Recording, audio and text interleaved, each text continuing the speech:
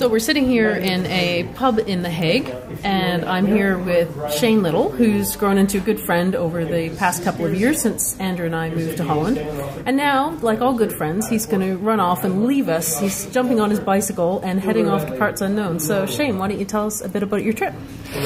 In 2 weeks' time, I'll be leaving my girlfriend, my house, my job, flying to Cape Town with a one-way ticket, and I'm going to start cycling home again. Unfortunately, I have no idea where home is, so it may take me a while to get there.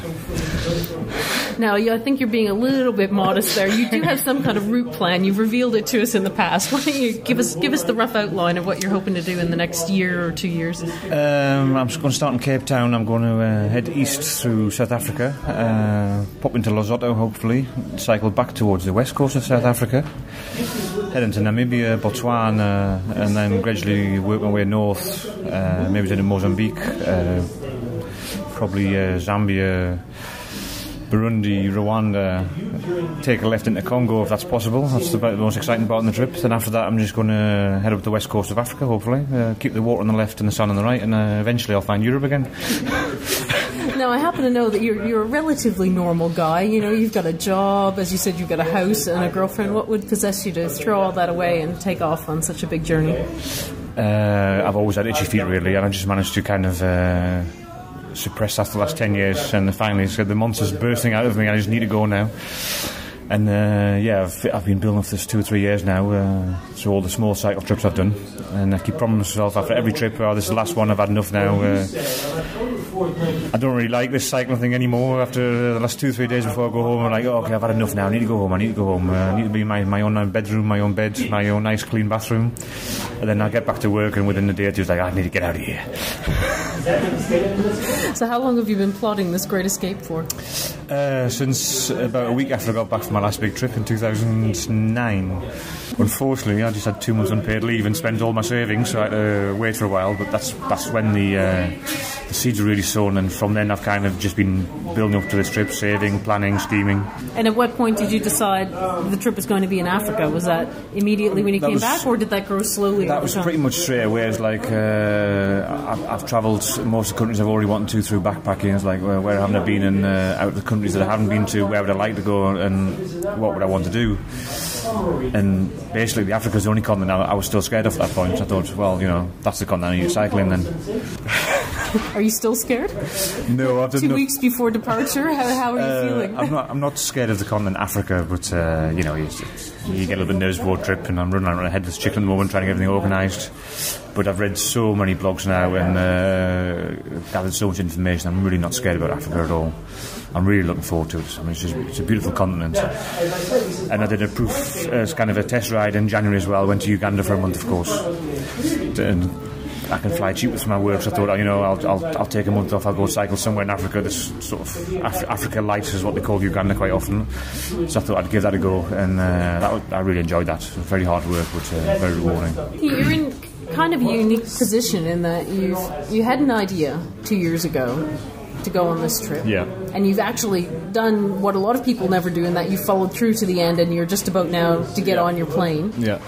So what can you tell us about that planning process? How did you work your way through those 2 years? And because it's quite a long stretch of time to stay committed to something. It's too long. It's too long. Yeah. No, I started off with the first kind of 6 months. It was my idea in my own head. And, one day I've always wanted to do a big trip. I want to do this. I want to do this. Waking up in the cold sweats. Do I really want to do this? Do I really want to leave a girlfriend? Do I really want to sacrifice this life I've built up in the last 10 years in the Netherlands? And you get a lot of doubts and a lot of worries, and I kind of worked through that a little bit, and sort of confronted my girlfriend with the same story. And I'm thinking about this. What do you think about this? And she was remarkably relaxed about it. Thank God. Why do you think that is? I mean, there must be a lot of people in relationships where if they said to their other half, actually, I'm going to leave you and head off to Africa on my bike, that would be a pretty big fight, I would think. But well, she didn't exactly say go for it. She said, well, I can't stop you anyway, and if I'm difficult about it, I'm just going to push you away, and it's going to cause even more problems. But she said, I'm not going to stop you, but but I'm also not going to wait for you. It's your decision. The ball's in your court. Which is fair enough. Which is quite fair enough, yeah. But, we started a relationship about 4.5 years ago, and we both lived on the rebound back then, and we kind of said, well, we like each other, let's just go for the relationship, and as long as it works out okay, we'll stick with it, and if one of us gets a better idea, then we'll go with that. And I was the first one with a better idea, basically. So, during this whole planning process, then you came up with your idea. You started saving money. You ditched your girlfriend somewhere about halfway through. No, we're still together until 2 weeks' time when we officially split up when I get on the airplane. Basically, we've still got a really nice relationship. The irony is, our almost 4.5 year relationship, I'd say the first year was the best, and the last year was the best, and the bit in the middle was that's like a normal relationship. Up and down. Up and down, a bit boring, both of your own stuff. But because we both know that there's an end date to the relationship, we both spent the last year doing our best. But like you do in the first year of a relationship, just doing a little bit more efforts and trying to be nice more often and trying not to be miserable when you're tired, that sort of stuff. And we've had a really good last year now. It's kind of like, it makes it even harder to leave now, but you haven't convinced her to come cycling with you? She's, I told her 4 years ago when we got there, you need to start enjoying cycling if we're going to stick together. And she's just tried her best and it just doesn't work. We've tried getting a tandem, we've tried cycling together, but it's just not her thing. And we've just got to respect that. We've had a great 4 years together, now we're just both going to go our own way again, and we'll see what happens in the future. So you covered all those big things. What about the stuff that a lot of people like to hear about, the gear? Tell us what you've collected over the last year or so. Because Africa could be considered quite a challenging destination that maybe requires some specialised equipment. It's not a jaunt around Europe, No, but I think most cyclists take too much crap with them anyway, and they take far too many spare parts and far too many tools. So I've kind of worked in theory, everything I've taken to America will do me for Africa as well, with a few extra tyres. Because ultimately there's no problem that can't be fixed on the way. You can always usually buy something local. If you can't, you can get it sent to you and you hang around for a few days. There's very few things that stop you. You can always hitchhike. I did that in America as well when my bottom bracket died on me. At the end of the day, you'll always there's always a solution. As long as you've got all the time in the world and a bit of patience, any problem can be fixed, really. You're kind of going on the theory of I can just fix it on the road, deal with it as it comes. Yeah. Until then, don't worry about it. And of course, I've cheated a little bit because I spent far too much money on a custom-built bike and a roll-off speed hub, and I've got the Sun Dynamo and all the gear you're supposed to have, which is totally overrated and very expensive, but I've got it now anyway, so I'm going to stick with it. I'm hardly going to leave it somewhere. But and your panniers aren't exactly empty either. Let's be honest here. You have filled them with a few things. No, so I've spent years making my gear lightweight. I've got a really nice lightweight tent and ultra lightweight sleeping bag, and most of the gear I've got ultra at the front of it. And then I've created a lot of extra space in my bags now. And what I'm doing with that space is chucking a very heavy laptop in there so I can keep my blog up to date. And I'm taking a 65-litre backpack and walking poles with me so I can go do some hiking in South Africa as well. That's ambitious. Yeah. Where's the backpack going on the bicycle? Yeah, I'm just going to put that on the top of my panniers where most people put those, what's called those sausage bags or canoe bags, because I usually only have 4 panniers anyway. I don't have a handlebar bag, so I usually travel quite light. So I'm now kind of travelling with just as much crap as everybody else does. And have you weighed it all up, or you want to live in ignorance? I might wait before I go on. I think I'll stick with the ignorant approach to it. I save weight where I can, where I can't. I always make kind of a compromise between sort of weight and comfort and price. How do you think you'll feel when you step off that plane in South Africa in a couple of weeks' time? Probably tired. Yeah, I find the getting off the aeroplane and waiting in that baggage carousel is probably the most stressful part of any cycling trip. Just waiting to see if your baggage has arrived, if your bike's arrived, and if it's in one piece as well. When I went to Uganda, I had to wait about 4 days in the end for my bike, and when I finally turned up, there was a dent in the frame as well. So I always find that kind of like the most stressful part of any trip, really. But you got some compensation from KLM in the end. Yeah, I thought they've lost it, they've damaged it because I packed it in really well. You packed it in a box, not in one of those flimsy CTC bags. I mean, there's an endless argument, and I don't think anybody will be right in the end, but I go for the box because I work at the airport. I see what kind of monkeys work on the baggage and how they treat it, so I want to give my bag as much protection as possible. So, and despite all that, they still managed to damage it. So I just sent them a nice email through their contact page and explained the situation. I had to wait 4 days. Delayed my. I was only there for a month, so already delayed my trip by 4 days. Had to adjust my route. I had extra accommodation and costs in those 4 days, and that whole story. And it's a custom built bike. It's only 3 months old when the damage happened. And I told them the whole story. And they very foolishly sent me an email saying, "No, we'll pay for your compensation for the damage and the compensation for the extra costs." But I hadn't actually mentioned any prices. So I got this email confirming that they were going to cover everything. And then 2 days later I got the phone call. Yeah, we sent you an email. Yeah. What are the costs actually? Well, have a seat. I didn't kick the arse out of it. I mean, I just took me $10 a night for the backpackers in Entebbe, and you know, how do you classify the damage on a bike frame like that? You can't repair it. It's a custom built frame, and the frame is still usable. But you know, it's just, so I said, well, we'll just make it €200 a depreciation value, and they were happy with that. So in the end, I got €270. Yeah, that's all right. That's reasonable. Yeah, I think that's fair. For something that didn't stop you from cycling too much. Yeah, a few days delay, but yeah, I think that's fair. Yeah. But it's another reason not to cover that sort of thing in your travel insurance. Well, hopefully you won't have the same experience in South Africa. Hopefully I've used up my one bit of bad luck with the airlines. I'm a big believer in the big karma circle, so hopefully I've got some credits now. What do you think the most challenging thing will be to deal with in that first month as you get used to life on the road? I think everyone has something that they're a little bit apprehensive about or wondering how that's going to go. Yeah, it usually takes you 2-3 weeks to get acclimatised, doesn't it? You need to get into it, get used to the country, get used to using the money, working out how it works with campsites and wild camping and that sort of stuff.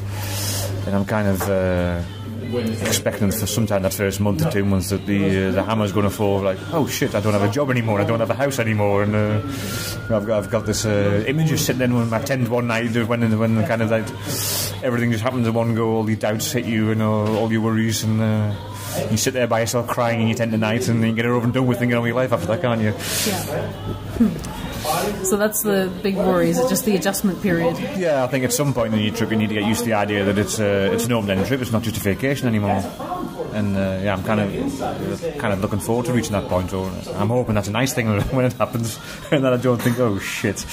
Are you on quite a tight budget because it is a longer trip and not just a 2-week vacation? Or give us an idea of... I've made a lot of compromises the last year and a half, and I've been very careful about what gear I buy, and everything I buy I've been conscious of thinking, will I take this with me to Africa? Do I need it? And I've managed to save what I plan to save, so I think I've got slightly higher budget than the average backpacker, because I think most people think about $500-600 a month for Africa, and I've got a little bit more than that, but I don't want to spend much more than that.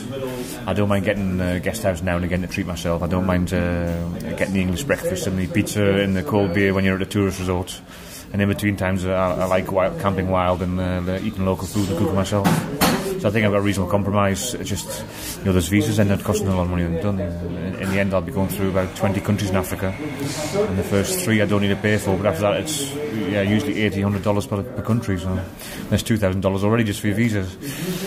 Have you got a reasonably fluid route? Because I know the other thing with Africa, just bureaucratically, is that the rules can change all the time. That's part of the charm for me, actually, because you can't plan it. I don't want to follow a blog for somebody else. I don't want to follow a guidebook or anything. I'm just going to do my own thing. I've got a fairly reasonable idea of my route for the first 3 months, and after that I'll see what happens. There's no point in planning in Africa because it's constantly changing, and I could make a nice plan now, all the countries I want to go through, and it's just impossible by then. I'd quite like to go to Angola, for example, which is such a nightmare to get a visa for that, and such a hassle. I thought I'd probably just skip it. Congo is more interesting, of course, because that's kind of the bridge between east and west, so I hope I can get through that, but that's quite exciting as well, because the UN's pulling out this year, so that could be a mess as well. So I'm trying not to plan too much. I've got a very vague idea of my route, but that's more for other people, really, because people have no idea what I'm going to do. I'm just going to be like a bum in Africa, and I'll see what happens. But, you can't tell that to your mum. You're supposed to have a route that you're allegedly following. What have you told your mum? That I'm going to be bum in Africa for 2 years. She must be a pretty understanding lady. Well, she's kind of used to my crazy antics, but she's not too happy about this. And the funny thing is, she's more upset or worried the fact that I've given up my job than I am actually good than travelling Africa. You know, my parents have never had much money, and Is she worried you're going to move back in? my dad is, but my mum's my mum can only hope for something like that. Have your family generally taken it fairly well, though? Because it is the kind of destination where some people will look at the stereotypes and the fears that, you know, we all see on the evening news kind of thing. And say, what? My parents quite used to, you know, I used to be in the army. I went to Bosnia 3 times. I went to Northern Ireland when it wasn't so pretty. When it's your time, basically. So my parents kind of used to my philosophy in life, and they just let me get on with it, really, luckily. It's interesting as well to look at it kind of from the outside. And of course, I've never been to Africa, so I only have the outsider's view. But when you talk to people who haven't been there, it's all gloom and doom, and that must be a very scary place and dangerous and all the rest of it. And when you talk to the cyclists who have actually been there, the one complaint I do hear is that people sometimes pick up malaria. Yeah. Which could also be a risk in other regions, but that seems to be let's say, a reasonably high risk in the scheme of things. But otherwise, I don't hear a lot of complaints about Africa. What have you picked up on your research? I think it's the same story here everywhere you go, isn't it? The next village you go to is scary, the people are weird there, and the next country is, you don't want to go there, it's dodgy, you've heard it yourself throughout your whole trip. Everywhere you go, you hear that. But I think a lot of people are kind of brainwashed by the media, aren't they? They've got this idea that, it's so scary in Africa and it's so scary over there. But, you know, that sells newspapers. People don't want to hear that everything's nice and quiet and calm. Nobody wants to hear about Mrs. Bloggs cat getting rescued out of the tree, because that just doesn't sell newspapers. People want to hear about doom and gloom.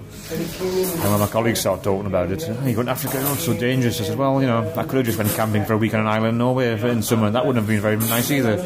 Or go and play what's it called? Grand Theft Auto 4D in London for a weekend or something. I mean, if even London's got riots in the 21st century, what are you talking about? I just don't worry about it too much. You've got to get on with it. One of the things you might have to deal with is loneliness, because you're doing it on your own. Do you think you'll cope all right with that? I had a kind of glimpse into that while I was in America. I spent a lot of time alone there, and it does hit you from time to time. It does get very lonely riding the bike. I'm getting better at it. I'm a natural loner anyway, but for me the ideal scenario would be to cycle by my own all day, or maybe for 1 or 2 days, but then meet up somebody in the bar in the evening or something. But that's kind of choice to make, isn't it? It's my choice to travel alone. I want to travel alone. I couldn't imagine travelling in a group. That's like hell on earth for me. I haven't found a suitable partner which I would like to travel with, so I want to travel alone, and generally I enjoy it.